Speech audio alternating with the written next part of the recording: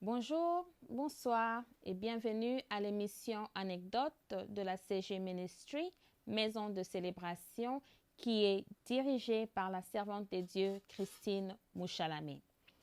Et moi, je m'appelle Inès Kabiso Sonzeza et aujourd'hui, j'aimerais vous raconter une anecdote, une petite histoire qui m'est arrivée il y a de cela plusieurs années.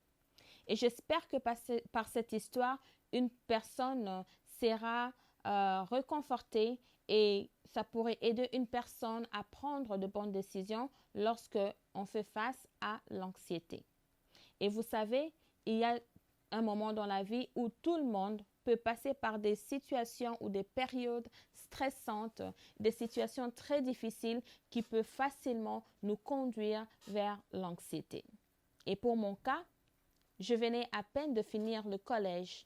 J'avais mon diplôme en finance et j'ai immédiatement obtenu un emploi en tant que dispatch. Donc, je travaillais pendant au moins une année en tant que dispatch.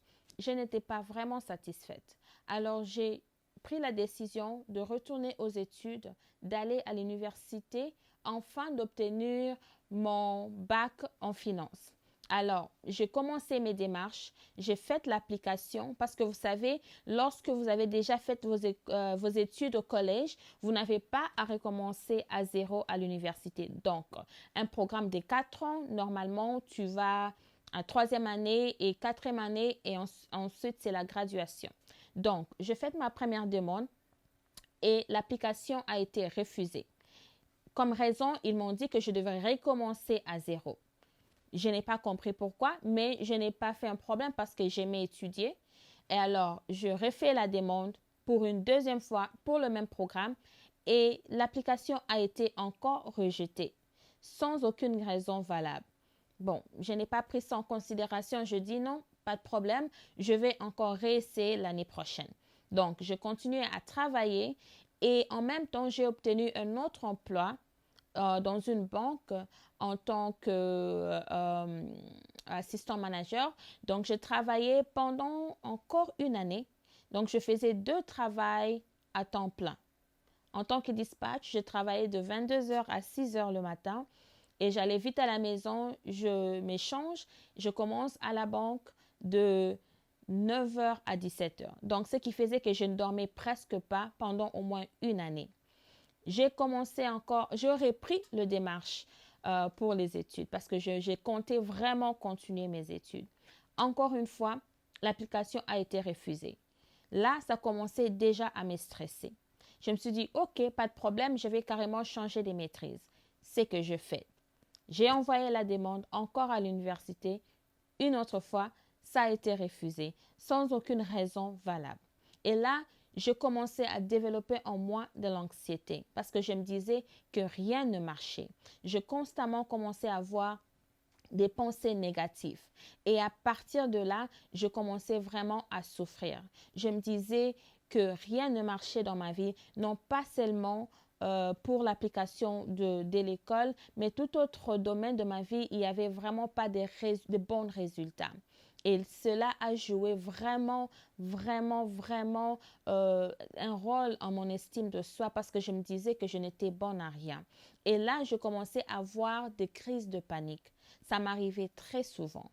Et la plupart du temps, quand ça m'arrivait, je perdais complètement le contrôle de mon corps. Ça veut dire que je ne pouvais plus conduire, je ne pouvais plus parler. Et là, dans ma tête, je me disais que, mon Dieu, je vais mourir dans quelques secondes. Et vous savez, la plupart du temps, ça m'arrivait souvent au volant. Et quand tu perds le contrôle de ton corps, c'est un accident. Et je dis merci à Dieu car le pire n'est pas arrivé, mais à chaque fois que j'avais de crises de panique, je me retrouvais à l'hôpital. Après plusieurs examens, le docteur n'a rien trouvé. Et ça m'est arrivé au moins 4 fois. Le docteur n'a toujours rien trouvé. Et la dernière visite à l'hôpital en urgence, le docteur m'a dit que c'est probable que je souffre de l'anxiété. Et alors, il m'a dit d'aller voir mon docteur de famille. Arrivé chez mon docteur de famille, nous avons discuté. Avec tous les rapports de l'hôpital, effectivement, il n'y avait aucun problème. Je ne souffrais de rien. Elle m'a posé la question. Elle m'a dit, Inès, est-ce que tu souffres? Il y a un problème chez toi à la maison? Est-ce que chez tes parents, est-ce qu'il y a des problèmes? J'ai dit non, tout va bien, je vais bien. Elle m'a dit, bon, je vais te référer à un psychologue. C'est qu'elle a fait. Elle m'a envoyé chez une dame que je suis allée voir. Nous avons commencé à avoir des sessions avec elle. Et alors, elle a vraiment commencé à m'aider parce que, comme je dis, c'était devenu très grave, très, très, très grave. Je manquais d'abord même le sommeil parce que, comme je dis, j'ai travaillé à temps plein pendant une année à 2 endroits. Alors, nous avons commencé à avoir des sessions avec cette dame.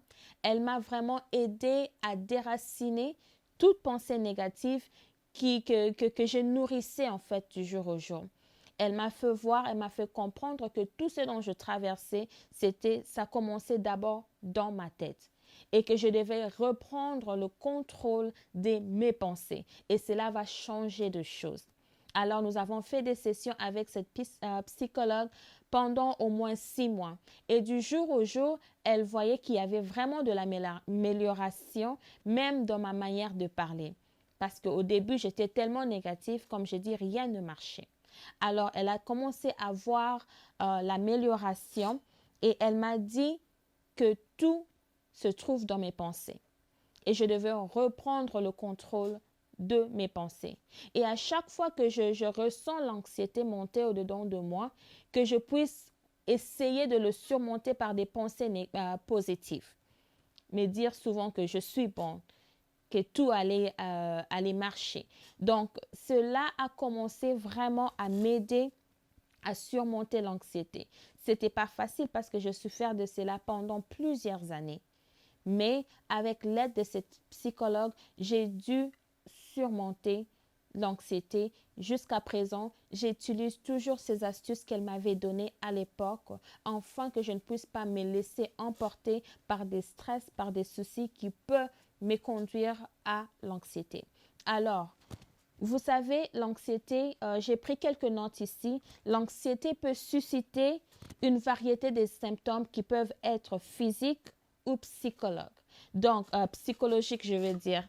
Alors, j'ai quelques symptômes ici que j'ai écrits dont une personne peut traverser. Donc, au niveau psychologique, vous pouvez avoir des inquiétudes excessives, des pensées très négatives, des états dépressifs, des craintes de tomber malade ou avoir l'impression de perdre le contrôle, le découragement et aussi perturbation de sommeil. C'est que moi, je souffrais, je ne dormais presque pas. Et les symptômes physiques sont des palpitations cardiaques, des difficultés à respirer, ça peut être très rapide ou très courte, et tu peux avoir des sensations de nausée, de vomissement, de diarrhée et parfois même d'évanouissement. Alors, tout ça, tu peux te retrouver dans une de ces symptômes dont je viens juste d'énumérer. Alors, j'aimerais donner quelques astuces à une personne, afin que tu puisses reprendre le contrôle de tes pensées, le contrôle de ta vie. La première des choses, quand tu traverses des moments difficiles, ne panique pas. Deuxièmement, garde les silences. Et même, vous savez, la Bible nous dit ceci dans le livre d'Ésaïe, dans le livre d'Ésaïe, chapitre 30, verset 15, ça, pour le lecteur de la Bible, vous pouvez vérifier. La Bible dit ceci: c'est dans le calme et la confiance que sera votre force. Alors, pourquoi paniquer? Parce que vous savez, à chaque problème se trouve une solution. Et sachez-le bien que peu importe la situation, vous pouvez toujours le surmonter. Alors, ne panique pas, garde le silence et à chaque fois qu'une pensée négative te monte à cœur, essaye de le surmonter par des pensées positives. Parce qu'à quoi sert bon de paniquer pour des choses que nous ne pouvons pas contrôler? Mais une chose, je sais, c'est de garder le calme, car c'est de là que tu trouveras ta force. Alors, si tu as une personne à qui tu peux partager le problème, par exemple pour mon cas, Je suis allée voir une psychologue qui m'a aidé à déraciner toute pensée négative. Alors va voir un docteur, va voir ton pasteur, va voir un ami ou des parents qui peuvent t'aider. Et je peux te garantir que tu vas t'en sortir victorieux et que cela fera ta force. J'espère que une vie a été changée, une personne a été transformée par cette petite histoire, cette petite anecdote et j'espère vous revoir à la prochaine. Bonne journée.